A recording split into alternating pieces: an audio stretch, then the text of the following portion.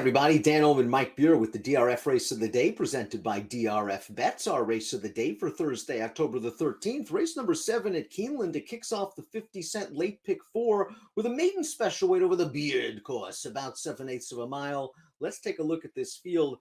Lots of things going on in this race. Several first-time starters, several surface switches, and several very well-bred horses, and several expensive horses at the auctions.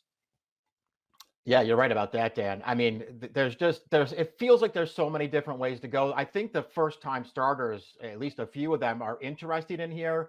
But man, they're giving away experience to some horses who I feel like there's more than one that could take a pretty big step forward in here.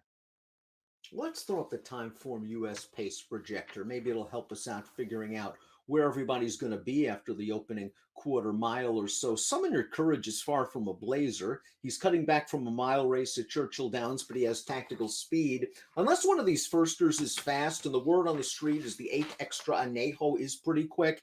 Sacred Ground, I think, is going to make the running from the inside.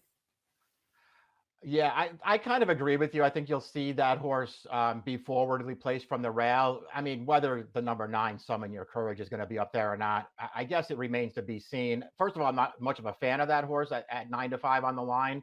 And I don't know that I think he's fast enough to make the lead in here. Let's start things off with the number 1, Sacred Ground. Ricardo Santana Jr. aboard. One of 2 in here trained by Robertino Diodoro. Made his career debut going 5.5 on the weeds at Ellis. Ran okay to be second. He's got some dirt in his pedigree. He's by a hot first crop sire, Sharp Azteca. The second dam was multiple stakes winner on the dirt. The dam's a half to X Factor, who was graded placed as a 2-year-old sprinting on the dirt. So I think the surface switch will be fine.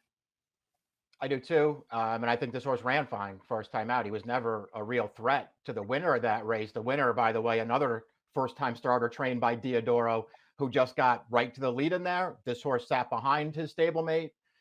They went 1-2 around this track. This horse just chased that other horse home to no avail. But I thought this horse ran fine and showed a pretty good amount of speed in that race too. I think he's going to get a good trip, and I think he's a major player in here. Another horse moving from turf to dirt is the number 2, Level Up, who will also be racing as a first-time gelding. He's a well-bred son of Uncle Mo. He just hasn't shown it on the racetrack just yet. But in his career debut at Ellis going 3/4, he faced a promising horse. The winner of that race came back to place in the Grade 3 Iroquois with a 76 Buyer, and maybe he just didn't care for the turf, especially the Kentucky Downs turf course last time. Yeah, I guess that's sort of a ready-made excuse for that last one. I guess we'll see if he can finally, put everything together here, Dan, as a new gelding. So far, he hasn't done that much running in his first 2 starts, but they paid a pretty good amount of money for this horse earlier this year. So we'll see if he can, finally start putting things together. The number 3 is Shebway, very expensive son of Race Day. Just consider Race Day stands for $5,000, and this colt sold for $475,000 earlier this year. I thought this colt gave one of those sneaky good debuts where he was outrun early sprinting, but he was moving at the end of that race, and I like to see that from first-time starters. With the blinkers on, I think he can show a little bit more speed stretching out a furlong. Yeah, I do too. I agree with all that stuff. Just that simply a situation of his career debut where he was outpaced, going a little bit shorter in that race. But once he got sort of out to the outside up the backstretch, he just made up ground throughout that race and was actually pretty close to getting third by the time all was said and done in that race. I thought it was a deceptively good debut. He's 6-1 for a barn that historically does well with second-time starters, and he faced a decent enough field in that debut at Churchill. One of the also-rans came back to graduate on turf, and then placed in the Grade 3 Futurity on the turf with an 82 Buyer up in New York. Juan Valdez is going to hope to perk up. This is one of those expensive horses by Medaglia d'Oro. The dam was a Group 3 place turf sprinter overseas at 2, but most importantly, Juan Valdez is a half to Constitution who won the Don and the Florida Derby, and maybe more distance down the road for this horse, but he ran into a fast maiden race at Saratoga first out. He ran into a fast race and he had plenty of excuses there, Dan. Bumped between horses at the start, had to steady and take up. He wound up last. He actually made a middle move into that race, and then he just got tired at the end.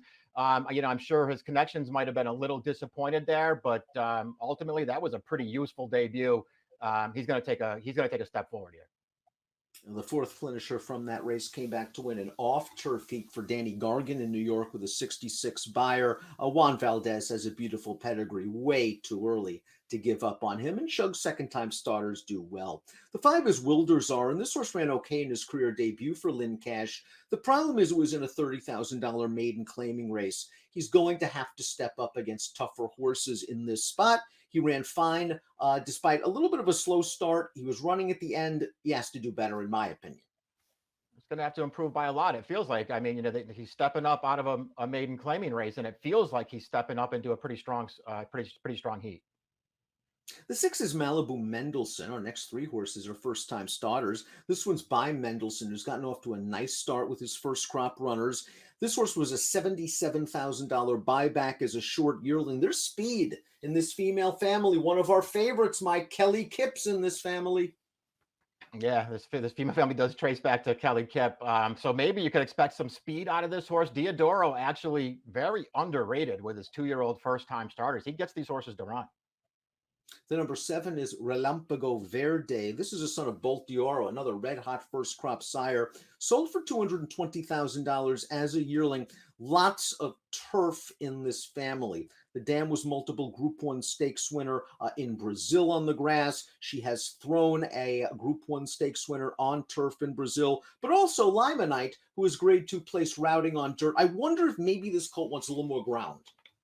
I thought he might want a little more grounded, maybe a race or two of experience as well. You mentioned Yeah. Limonite, who was sort of versatile. He did break his maiden going 7 furlongs at Keeneland, but it wasn't in his career debut. And McPeak's one of those guys. He can win with firsters, but he tends to bring them along race by race. A lot of eyes are going to be on the 8, Extra Anejo. This is a son of Into Mischief who sold for 7 figures as a yearling. I look at this family, I see nothing but turf. This is the family of Islington, who won the Breeders' Cup filly and mare turf. But you look at the workout 2 back, 59 and change. The Keeneland Clockers on their website had him out 6 furlongs and 12 and change. It looks like he can run a little bit. Yeah, and that was the third of 3 consecutive bullet breezes for this horse. So it feels like not only does he have some speed, he probably has some talent too. Asmussen firsters, when he's got the good ones, they tend to show up and run. I'm not going to be surprised when this horse wins this race, Dan. I feel like he's going to get bet though. And I feel like he might be giving away a lot. Some of these horses that have already started have a real right to step forward in here. The 9 Summon Your Courage has already started 5 times. And like you, I'm not his biggest fan, but you must respect the buyer edge he brings into this field. He earned an 82 starts back against the promising Echo again. Last time out at Churchill Downs, he kind of mid-moved into the teeth of the pace. I was a little disappointed he got beat by a 1,000,000-to-1 shot in the stretch.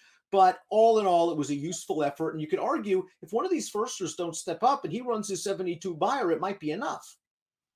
That's true. But I think that's the only way that he wins. And I get that he has a little bit of a buyer edge here. But the only way he wins is if the firsters just aren't that good. And if none of the other horses who only have 1 start behind them, if none of them improve. But they're the kinds of horses who to me, feel like they're supposed to take steps forward in here.